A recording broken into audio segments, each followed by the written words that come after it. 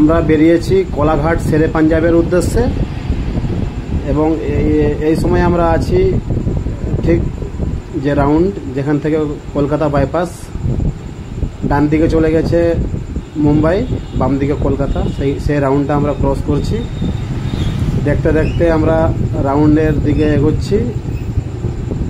একটু আগেই দেখা যাচ্ছে উপরে ওভারপুল, সে ওভারপুলের নিচে দিয়ে আমরা চলে যাব শেরে পাঞ্জাব। চলে এসেছি শেরে পাঞ্জাবের কাছাকাছি। এখানে কিছু খাওয়া দাওয়ার উদ্দেশ্যে এসেছি। খাওয়া দাওয়া সেরে আবার রিটার্ন বাড়ির দিকে এগোবো। বাড়ির দিকে নাও হতে পারে, অন্য কোথাও চলে যেতে পারি, ঠিকঠাক করিনি এখনও। চলে এসেছি আমরা হলদিয়া মোড়। হলদিয়া মোড়ের পরেই বাম দিকে পেট্রোল পাম্প, তারপরেই শেরে পাঞ্জাব। শেরে পাঞ্জাবের পরে শেরে পাঞ্জাবে গিয়ে আমরা কিছু ফটোশ্যুট করব, সেটাও আপনাদের সাথে শেয়ার করব। চলে এসেছি, দেখতেই পাচ্ছেন